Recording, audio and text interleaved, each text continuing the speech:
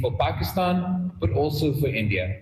While we're very grateful for the ceasefire, we're cognizant of the fact that we are all, Pakistan and India, but our region and the globe by extension, a less safe place today than we were when this conflict started. The threshold for full-blown war between two nuclear armed powers has been drastically decreased. It's at a stage where it's never been before in our history. As things stand today, if there's a terrorist attack anywhere in India or Indian-occupied Kashmir, proof or no proof, that means war.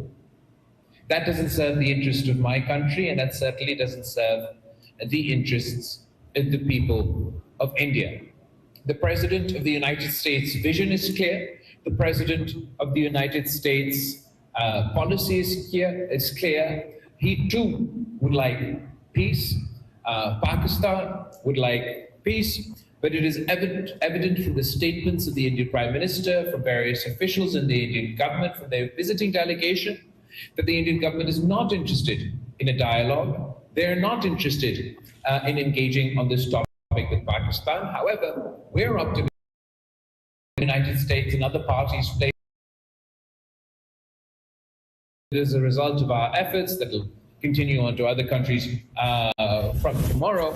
We'll be able to all collectively prevail over India. The United States will be able to speak to India as a friend who has close relationship with them and convey to them, convince them that this is in the interest of our two countries. In any comprehensive dialogue with India, Pakistan will be ready to talk about terrorism. As far as the most recent attack that took place in Indian-occupied Kashmir, we know that we weren't involved. This assessment is endorsed by the US intelligence community, by other international intelligence organizations. But that doesn't mean that terrorism isn't a problem. It doesn't mean that India may not have complaints. Pakistan certainly has complaints. We've shared time and time again about India's support for terrorist organizations, particularly in Balochistan. Kulbhushan Yadav, Indian Army officer, was arrested from Balochistan. He's still in our custody. He was doing such activities. So as part of that comprehensive dialogue with India, when we talk terror, we'd like them to share any issues they have that we are to address. And we certainly have a laundry list of issues we would like them to address. As part of this comprehensive dialogue with India, we feel it's important for us to address the root cause of our conflict between India and Pakistan and the real root cause for terrorism in occupied Kashmir. As long as India continues to ignore the issue of Kashmir, continue its policy of oppression and suppression in the valley, the reaction to that will be, unfortunately, that the domestic population will become the cannon fodder for terrorist organizations who want to conduct such attacks in the future. So that's why we feel it's important that we address the root cause of our problems. And in addition to that, you'll be aware, and you join me in condemning the Indian government's decision to weaponize water and cut off the water supply for 240 million people. We feel it's important that if we are to have a new dialogue with India, if we are to make new promises amongst each other, if we are to perhaps sign new treaties, then it's all the more important that we abide by our old treaties, so we have confidence in each other that the new agreements that we are to make are worth more than the paper that they are written on. I think I've covered all the aspects there. I want to leave maximum time for you to be able to ask questions of me or of anybody else on the panel here today. Nice to see you. Thank you for doing this. One question that I've been asking myself is this very... Sure. I think that as we're sort of this conflict saw the excessive use of misinformation and disinformation. One thing that played to Pakistan's favor throughout this conflict is that we were transparent and we managed to maintain our credibility. We were transparent with the media, we were transparent with our public, and we were transparent with our allies. The events collaborate what we say. Three people are making claims in this situation: Pakistan, the United States, and India. two of us are saying one thing, one of them is saying something else. So I think it's sort of, you can try to figure out who's telling the truth. India employed disinformation not only during this conflict, they continue to employ disinformation as part of their delegation's tour. They lied to the international community and their own people about this terrorist attack. They were unable, to this day, they haven't shared either with the media, with their allies, or with Pakistan, who they fought a war with, who the terrorists were that were involved in this incident in Indian-occupied Kashmir. They have not been honest or forthcoming about the damages they sustained during this conflict. They still, to this day, refuse to admit how many airplanes they lost in this conflict. You can see who's had the same line consistently, whose views are being corroborated by the statements made not only from the presidency, but also from the State Department. Marco Rubio's tweet on the night of the ceasefire, after he spoke to all sides, includes three important points. Not only obviously reference to the immediate ceasefire, but also an indication about future conversations at a neutral territory covering all friction points. So, I mean, I guess that's the answer to my question. Pakistan prides itself on its transparency during this period. We're still sort of open to questions and probing on the facts. India has relied on disinformation throughout this conflict.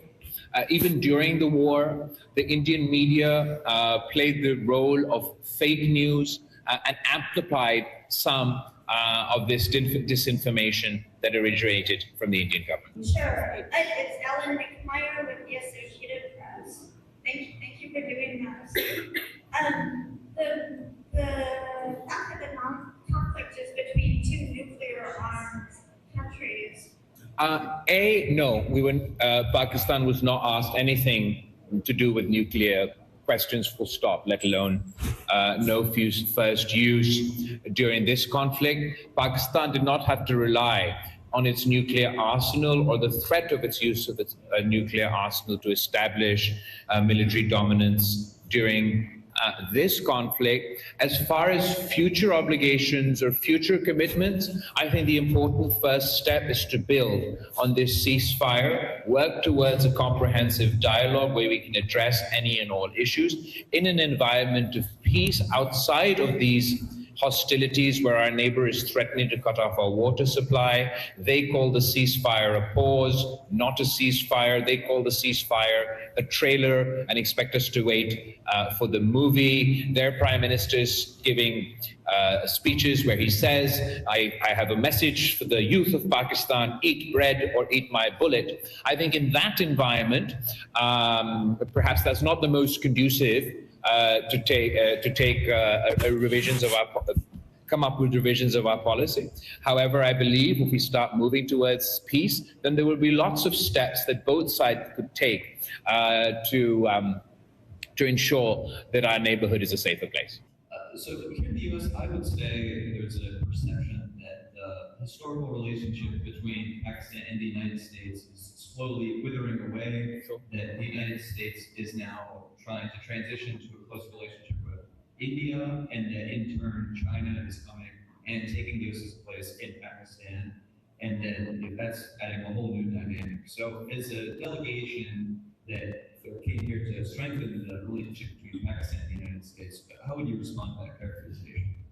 Look, as far as vacuums being created, there's no doubt that once the US started to pay less attention to Pakistan, that creates a vacuum. Nature detests a vacuum, and other people take that space. I do believe that the United States is reconsidering its historic approach, or its approach in and around the fall of Kabul. We're talking investment, we're talking minerals, we're talking crypto, we're talking tech, we're talking agriculture. So that's moving in a positive direction. I will say that India has pitched itself as a net security provider for the region.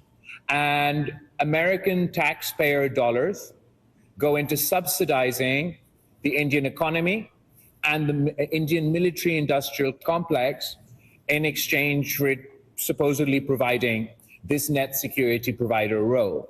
I believe this 5 days of conflict has exposed India.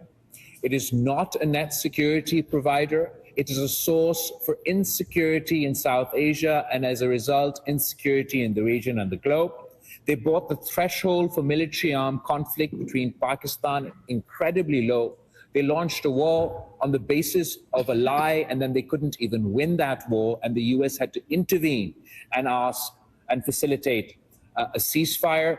I believe the real net security provider, or the foundations for a real net security provider in South Asia, would be for peace to be established between India and Pakistan. That would provide the stability in the region that is so desperately required. If we're going to be in this zone where anywhere in India there's a terrorist attack, and that leads to a military conflict that could potentially lead to a nuclear conflict that could potentially draw in regional powers, global powers, other countries, that's an incredibly unstable situation. The trade talks that the US is having with India, the trade talks that the US is having to Pakistan, while there may be sort of big, beautiful trade deals in the pipeline, if we don't manage to come back to a semblance of stability, that'll be counterproductive for all of us. I was curious about something. There's been so much talk for so long about the threat of Islamist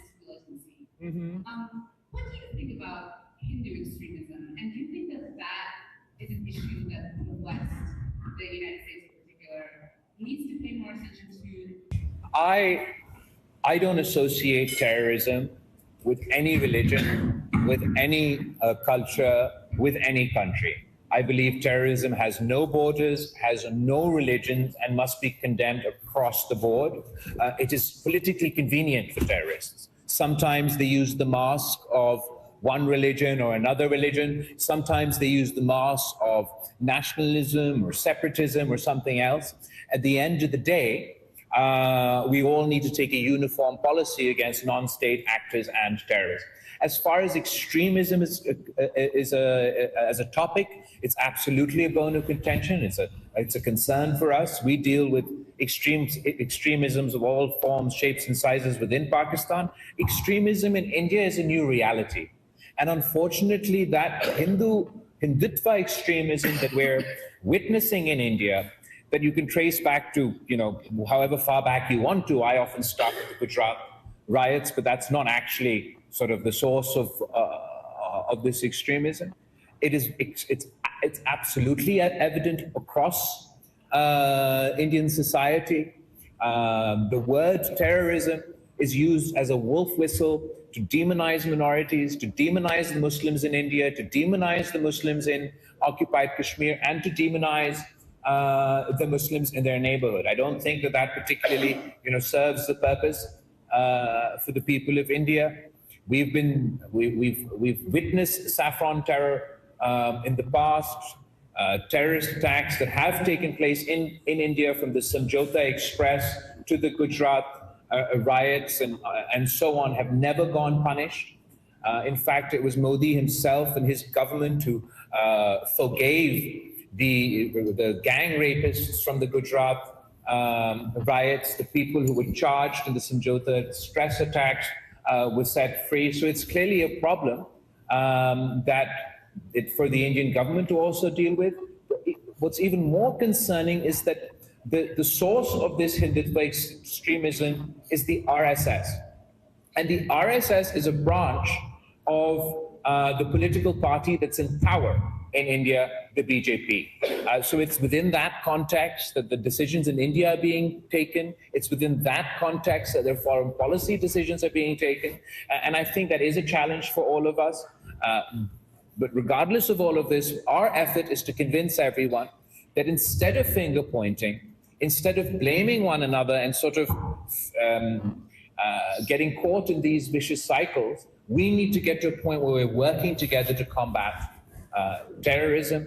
And as I said earlier, if India has any complaints, we want to address them, and we have a long list of complaints that we'd like India to address. Trade, that's something the president himself brought up. There was going to be a delegation last week. Is that something that has come up in your meeting with lawmakers?